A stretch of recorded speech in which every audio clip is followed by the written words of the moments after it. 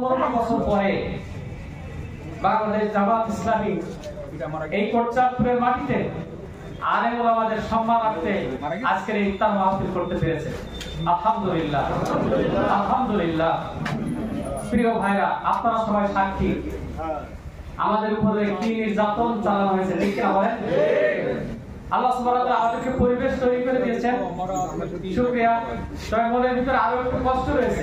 এখানে অনেক ওলামায়ে হযরত আছেন, এমন ওলামায়ে হযরত আপনারা এখানে আছেন যারা হয়তো কোনো ওয়াজ মাহফিলে গেলে রিসিপশন জানায় 2-1000 মানুষ। আমরা সময়ের স্বল্পতার কারণে তাদের কথা শুনতে পারলাম না। সঞ্চালক সাহেব আমাকে বলছিলেন যে কিছু আলেম ওলামা আছে, তাদের কথা শোনা দরকার ছিল, সময় দেওয়া দরকার ছিল। আমি যারা আয়োজক তাদের পক্ষ থেকে আপনাদের কাছে দুঃখ প্রকাশ করছি এবং ক্ষমা প্রার্থনা করছি। যাদের কথা আমাদের কথা চাইতে অত্যন্ত মূল্যবান একজন ভাই বক্তব্য দিয়েছে এখানে, যে আমি আলেম খালিদ ভাই, না আলহামদুলিল্লাহ, নামও খালিদ, বক্তব্য দিয়েছে খালিদ বিন ওয়ালিদের মতো, সাইফুল্লাহর মতো, ঠিক কিনা? আসলে এটাই এখন আমাদের ওলামায়ে হযরতদের বক্তব্য হওয়া উচিত, ঠিক কিনা বলেন? প্রিয় ভাইরা, রমজানের ব্যাপারে একটু কথা বলবো, আর অন্য বিষয়ে যে একটা কথা বলে আমি কথা শেষ করবো ইনশাআল্লাহ, যাতে করে আপনারা ইফতারি জায়গায় যে করতে পারেন। তো এই সময়টুকু আমি আপনাদের কাছে মনোযোগ আকর্ষণ কামনা করছি। আপনারা রাজি আছেন তো ইনশাআল্লাহ? আমরা এদিক ওদিক কোনো দিকে তাকাবো না, নীরবে নিবৃত্তিতে কোরআনের কথা শুনবো, বিশ্ব নবী সাল্লাল্লাহু আলাইহি ওয়াসাল্লামের কথা শুনবো। রাজি আছেন তো ইনশাআল্লাহ? প্রিয় ভাইরা, আল্লাহ সুবহানাহু ওয়া তাআলা সূরা বাকারার 183 নম্বর থেকে 187 নম্বর আয়াত পর্যন্ত এই 5টি আয়াত রমজানের রোজা সংক্রান্ত, ঠিক কিনা বলেন? এই 5টি আয়াত এক টাইম নাযিল করেন নাই। এই 5টি আয়াত প্রথম দ্বিতীয় হিজরিতে 83 এবং 84 নম্বর আয়াত নাযিল হয়েছে, পরবর্তী 85 এবং 86 87 পরবর্তী বছরে এই 3টি আয়াত নাযিল হয়েছে। আমরা যারা জুমার খুতবা দিই বা আলেম ওলামা, আমাদের সকলের কাছে এটা পরিষ্কার। প্রিয় ভাইরা, এই যে আয়াতে কারিমা দ্বারা রোজা ফরজ করা হয়েছে, সেইটা সকল মানুষের উপরে কিন্তু রোজা ফরজ নয়। রোজা ফরজ কেবলমাত্র কাদের উপরে? ঈমানদারদের উপরে। যারা ঈমান এনেছে তাদের উপরে রমজানের রোজা ফরজ। আর কেন ফরজ করা হয়েছে সেটা বলা হয়েছে। আর রোজার গুরুত্ব, তাৎপর্য, মর্যাদা, এই বিষয়টা আমরা সকলেই জানি। কেন রোজার এত গুরুত্ব, মর্যাদা, তাৎপর্য, এটা আল্লাহ সুবহানাহু ওয়া তাআলা সূরা বাকারার 185 নম্বর আয়াতে বলেছেন। এবং সূরা কদরের ভিতরে সেই বিষয়টা বর্ণনা করা আছে। যাই হোক, 1 নম্বরের রোজা ফরজ কাদের উপরে বলেন? কাদের উপরে বলেন? ঈমানদারদের উপরে। 2 নম্বর কেন ফরজ করা হয়েছে? যাতে করে তাকওয়া অর্জন করা যায়।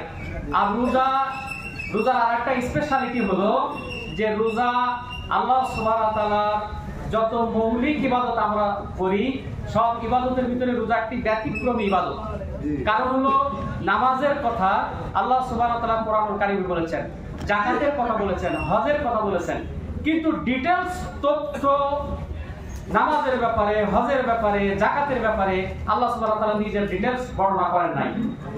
হাদিসে বিশ্ব নবী করিম সাল্লাল্লাহু আলাইহি ওয়াসাল্লাম কয় রাকাত নামাজ পড়তে হবে মাগরিবে, কয় রাকাত নামাজ পড়তে হবে ইশায়, রাকাত কয়টা সিজদায় হবে, এই বিষয়গুলো সব বিশ্ব নবী সাল্লাল্লাহু আলাইহি ওয়াসাল্লাম বলেছেন। কিন্তু রমজানের রোজার ব্যাপারটা টপ টু বটম এটা আল্লাহ সুবহানাহু ওয়া তাআলা নিজে বর্ণনা করেছেন। সুবহানাল্লাহ। প্রিয় ভাইরা, হাদিস শরীফ নাসাই শরীফে একটি হাদিস আসছে, নবী করিম সাল্লাল্লাহু আলাইহি ওয়াসাল্লাম বলেছেন, ইযা আতাকুম রমজান শাহরুন মুবারাকুন, যখন তোমাদের মাঝে রমজান আসে এটা বরকতময় মাস। আর এই বরকতময় মাসে আল্লাহ সুবহানাহু ওয়া তাআলা জান্নাতের সবগুলো দরজা খুলে দেন, বলুন সুবহানাল্লাহ, এবং জাহান্নামের দরজাকে বন্ধ করে দেন, শয়তানকে শৃঙ্খলিত করেন। এবং বিশ্ব নবী সাল্লাল্লাহু আলাইহি ওয়াসাল্লাম বলছেন যে রমজান মাসে এমন একটি রাত রয়েছে যেটা হাজার মাসের চাইতে উত্তম, এবং যে ব্যক্তি এর কল্যাণ থেকে বঞ্চিত সে যাবতীয় কল্যাণ থেকে বঞ্চিত। প্রিয় ভাইরা, আবার বিশ্ব নবী সাল্লাল্লাহু আলাইহি ওয়াসাল্লাম এটাও বলেছেন যে কামিন সাইমিন লাইসা লাহু সিয়ামা, এমন অনেক রোজাদার আছে যাদের রোজা আল্লাহর কাছে গ্রান্ট হয় না। আবার এমন অনেক রোজাদার আছে এমন অনেক নামাজি আছে যাদের নামাজ আল্লাহর কাছে কবুল হয় না। বিশ্ব নবী সাল্লাল্লাহু আলাইহি ওয়াসাল্লাম আবার এও বলেছেন, মান সামা রমাদানা ঈমানান ওয়া ইহতিসাবান কুবিরা লাহু মা তাকাদ্দামা মিন জামবিহি ওয়া তাআখারা, যে ব্যক্তি ঈমানের সাথে এবং ইহতিসাবের সাথে রোজা রাখলো তার আগে পরে সব গুনাহ আল্লাহ সুবহানাহু ওয়া তাআলা মাফ করে দিবেন, বলুন সুবহানাল্লাহ। প্রিয় ভাইরা, তাহলে বোঝা গেল যে রমজানের এই রোজা যাদের কবুল হবে তাদের বিষয়টা জানা দরকার না? জানা দরকার কিনা? রোজা কাদের উপরে ফরজ? আমরা রোজা রাখছি ঠিকই, কিন্তু রোজা কি আসলে আমাদের উপরে ফরজ কিনা এটা তো জানা দরকার, ঠিক কিনা? এটা জানা দরকার না? এটা জানা দরকার, কারণ ইমানদার কারা? এইটা দুনিয়ার কোন আলেম ওলামা পীর, হ্যাঁ, এই জাতীয় মানুষের কোন বক্তব্য থেকে আমরা নেব না ইনশাআল্লাহ। আমরা এই বক্তব্যটা নেব আল্লাহ ইমানদার কারা তাদের পরিচয় আল্লাহ কোরআনে যা দিয়েছে সেইগুলো নিতে রাজি আছে তো ইনশাআল্লাহ। প্রিয় ওলামা একরাম, আল্লাহ সুবহানাহু ওয়া তাআলা সূরা আনফাল, কোন সূরা বলেন? সূরা আনফালের 2 নম্বর আয়াতে আল্লাহ সুবহানাহু ওয়া তাআলা বলছেন, ইন্নামাল মুমিনুনা আল্লাযীনা ইযা যুকিরাল্লাহু ওয়াজিলাত কুলুবুহুম ওয়া ইযা তুলিয়াত আলাইহিম আয়াতুহু যাদাতুহুম ঈমানাও ওয়া আলা রাব্বিহিম ইয়াতাওয়াক্কালুন। আল্লাহ সুবহানাহু ওয়া তাআলা এখানে বলছেন যারা কেবলমাত্র তারাই মুমিন যাদের সামনে আল্লাহর নাম উচ্চারিত হলে তাদের অন্তরাত্মা কেঁপে ওঠে, যাদের সামনে আল্লাহর আয়াত তেলাওয়াত করলে তাদের ঈমান বৃদ্ধি পায়। বলুন সুবহানাল্লাহ। মানে ঈমানদার এই কাজের সাথে আমরা আছি কিনা? এক নাম্বার 2 হচ্ছে সূরা আনফালের 74 নম্বর আয়াতে আল্লাহ সুবহানাহু ওয়া তাআলা বলছেন, আল্লাযীনা হাজারু ওয়া জাহাদু ফি সাবিলিল্লাহি বিআমওয়ালিহিম ওয়া আনফুসিহিম ওয়াল্লাযীনা আওয়াউ ওয়া নাসারু উলাইকা হুমুল মুমিনুনা হাক্কান। এখানে আল্লাহ সুবহানাহু ওয়া তাআলা বলছেন যারা আল্লাহর আদেশকৃত কাজ থেকে বিরত থাকে অর্থাৎ হিজরত করে, দ্বিতীয়ত আল্লাহর দ্বীন বিজয়ের জন্য জান-মাল দিয়ে জিহাদ করে, এবং যারা এই কাজটা করে তাদের সাহায্য করে তাদের থাকার জায়গা দেয়। এটা কোন সূরায় আছে বলেন? কোন সূরায় আছে? সূরা আনফাল কত নম্বর আয়াত? 74 নম্বর আয়াত। আল্লাহ সুবহানাহু ওয়া তাআলা বলছে এরাই হচ্ছে ঈমানদার। অনুরূপভাবে আল্লাহ সুবহানাহু ওয়া তাআলা সূরা হুজরাতের 15 নম্বর আয়াতে বলছেন, ইন্নামাল মুমিনুনা আল্লাযীনা আমানু বিল্লাহি ওয়া রাসূলিহি সুম্মা লাম ইয়ারতাবু ওয়া জাহাদু ফি সাবিলিল্লাহি বিআমওয়ালিহিম ওয়া আনফুসিহিম উলাইকা হুমুস সাদিকুন। আল্লাহ সুবহানাহু ওয়া তাআলা এখানে বলছেন নিশ্চয় মুমিন তারাই যারা আল্লাহ এবং আখিরাতের উপর ঈমান আনার পরে আল্লাহর দ্বীন বিজয়ী করার জন্য আর কোন রকম তাদের জান-মাল দিয়ে জিহাদ করার ক্ষেত্রে কোনো সন্দেহ সংশয় করে না, পিছনে তাকায় না, এরাই হচ্ছে ঈমানদার। এরাই কি?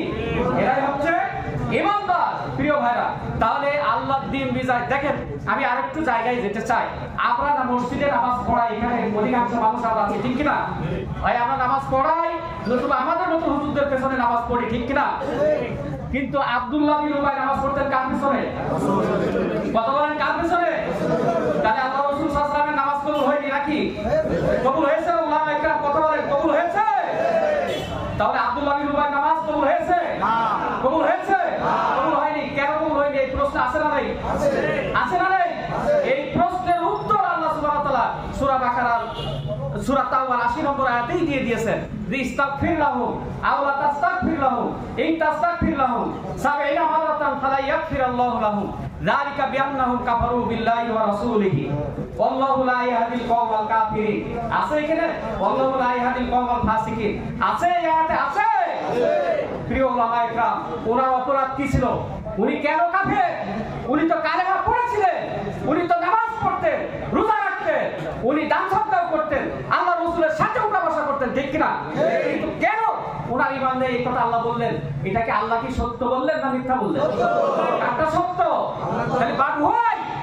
এই প্রশ্নটা আলেম ওলামার কাছে আমার, সেই প্রশ্নের উত্তরটা আল্লাহ সুবহানাহু ওয়া তাআলা দিয়ে দিয়েছেন। সেটা হলো যে আল্লাহ নবী সাল্লাল্লাহু আলাইহি ওয়াসাল্লামকে পাঠিয়েছিলেন সূরা তাওবা 33 নম্বর আয়াত, সূরা ফাতির 28 নম্বর আয়াত, সূরা সফের 9 নম্বর আয়াত, ওয়াল্লাযী আরসালা রাসূলাহু বিল হুদা ওয়া দীনিল হাক্কি লিইয়ুযহিরাহু আলা দ্বীনি কুল্লিহি ওয়ালাউ কারিহাল কাফিরুন। আছে না নাই? আছে না নাই?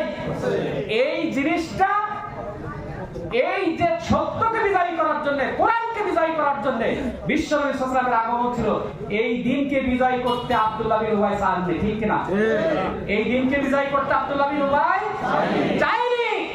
কিন্তু মনে রাখেন আলেম ওলামা, এটা হয়তো আমাদের শেষ কথা হতে পারে, কিন্তু মনে রাখার বিষয়, উনি কিন্তু আলাদা আরেকটি মতবাদ দাঁড় করায় নাই জাতিকে, সেই দিকে নিয়ে যান নাই। উনি ইসলামের পক্ষে, মুহাম্মদ রাসূলুল্লাহ সাল্লাল্লাহু আলাইহি ওয়াসাল্লাম এবং আসহাবে রাসূলদের বিরুদ্ধে যুদ্ধের ময়দানে অবতীর্ণ হয় নাই। তারপরেও আল্লাহ বলেছে ঈমান তার নেই, সে হচ্ছে কাফের, কারণ সে আল্লাহর দ্বীনকে বিজয়ী করতে চায়নি। তাহলে আজকে হাজার লক্ষ মানুষ যারা নামাজ পড়ে, রোজা করে, হজ করে, যাকাত দেয়, কিন্তু আল্লাহর দ্বীন প্রতিষ্ঠার চেষ্টা করে না, বরং যারা চেষ্টা করে তাদেরকে প্রতিহত করার চেষ্টা করে। শুধু তাই নয়, জাতিকে ইসলাম বিমুখ করার জন্য আরেকটি মানব রচিত মতবাদ দাঁড় করিয়ে দেয়, ঠিক কিনা বলে? এর মানুষ সমাজ আছে না? তাহলে আলেম ওলামারা, আপনি বলেন, বুকে হাত দিয়ে বলেন, আব্দুল্লাহ বিন উবাই যতটা কোরআন হাদিস জানতো আমরা তার চাইতে বেশি জানি? তাহলে শুধুমাত্র কোরআন এবং হাদিস জানার ভিতরে আলেম ওলামার দায়িত্ব শেষ নয়, ঠিক কিনা? কারণ আলেম ওলামার দায়িত্ব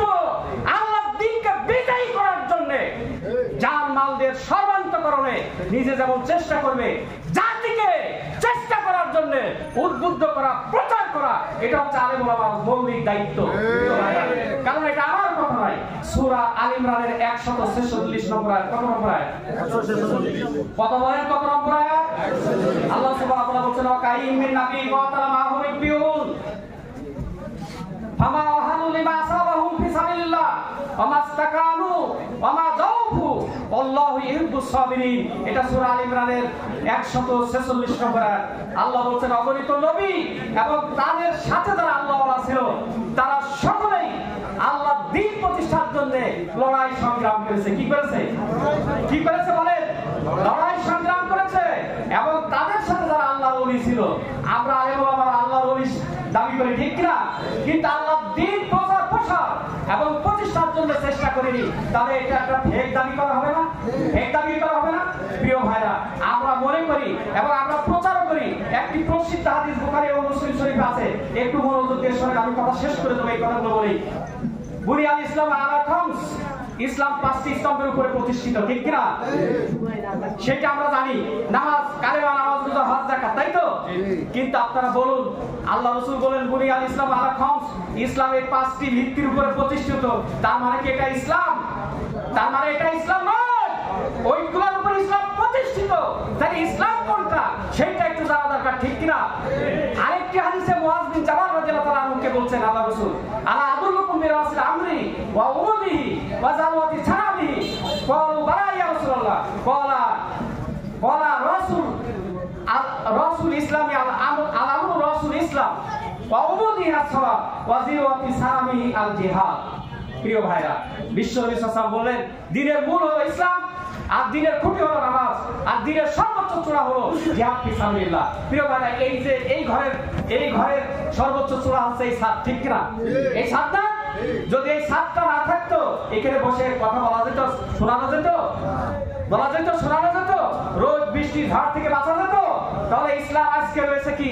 হ্যাঁ, আমাদের গ্রাম অঞ্চলে কিছু মানুষ প্রথমে পুতা দেয়, তারপরে ওয়াল দেয়, তারপরে লিন্টন দেয়, তারপরে যে ছাদ দেয়, টাকা পয়সা হবে, ঠিক কিনা? কিন্তু একটু এগিয়ে থাকা যায়, কিন্তু ওই যে টাকা খরচ করা হয়, ওই টাকা কি কোনো কাজে লাগে যতক্ষণ ছাদ না দেওয়া হয়? তার মানে যতক্ষণ পর্যন্ত আল্লাহর দ্বীন বিজয় করার জন্য মুসলমানেরা ঐক্যবদ্ধভাবে চেষ্টা না করবে, ততদিন পর্যন্ত ইসলামের কল্যাণ নয় এটা জাতি উপভোগ করতে পারবে না। তাহলে আলেম ওলামাদের মসজিদের নির্মাণ হোক, মাদ্রাসা হোক, যেখানে হোক, দ্বীনের অথেন্টিক কথাটা বলাটাই হচ্ছে জরুরি, ঠিক কিনা? আল্লাহ দ্বীন বিজয়ের জন্য চেষ্টা করাটাই দায়িত্ব, ঠিক কিনা? প্রিয় ভাইরা, আপনাদের বিবেকের কাছে আমি কয়েকটি প্রশ্ন রাখতে চাই। যে কোরআন আমরা তেলাওয়াত করি, যে কোরআনের বক্তব্য দিই, এই কোরআনের কি আংশিক আয়াত আমাদের জন্য মানা ফরজ নাকি সমস্ত মানা ফরজ? কথা বলেন, সমস্ত ফরজ। আমি হুজুর সুদ খাই, এটা সত্য না মিথ্যা? সত্য। কারণ রূপালী ব্যাংকে আমার ব্যাংক অ্যাকাউন্ট নম্বর আছে, ওখানে মিনিমাম একটা টাকা রাখা লাগে, লাগে না? ওর সুদ হয় না? তাহলে আমি সুদ খাই, আমি আবার সুদ দিই, কারণ খাজনা দিতে দেরি হলে সুদ দেওয়া লাগে, লাগে না? পানির বিল, বিদ্যুৎ বিল দেওয়া দিলেই কি সুদ দেওয়া লাগে, ঠিক কিনা? এমনি ভাবে যতদিন পর্যন্ত এই কোরআন নাযিলের মাসে, কোরআন বিজয়ের মাসে, কোরআন যতদিন বিজয়ী হবে, ততদিন পর্যন্ত আমরা কেউ পূর্ণাঙ্গ মুমিন হতে পারবো না। আর এই চেষ্টা ব্যতি রেখে কোন মানুষ ঈমান নিয়ে কবরে যেতে পারবে না। এটা বিশ্বনবী সাল্লাল্লাহু আলাইহি ওয়াসাল্লামের হাদিস।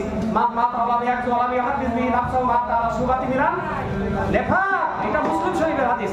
তো কাজেই আসুন প্রিয় উলামায়ে কেরাম, আমরা কাজে কাজ দিলে অনক্য বিবেক ভুলে যেহেতু আমরা এই নামাজ পড়াই, আমরা রুকুতে গেলে মুসল্লি সিজদায় যায়, আমরা সিজদায় গেলে মুসল্লি রুকুতে যায়, তাহলে সাধারণ জনগণ ইসলাম বিজয়ের জন্য চেষ্টা করে না, মানে ত্রুটি আমাদের, ঠিক কিনা?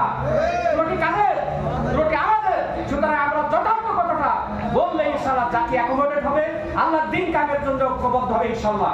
আগামী দিনে দেশ এবং জাতির কল্যাণে কোরআনের বিধান প্রতিষ্ঠার জন্য আলেম ওলামাদেরকে ঐক্যবদ্ধ প্রয়াস চেষ্টা আহ্বান জানিয়ে আজকে আমার কথা এখানে শেষ করছি। আখিরু দাওয়ানা আলহামদুলিল্লাহ, ওয়াসসালামু আলাইকুম ওয়া রাহমাতুল্লাহ।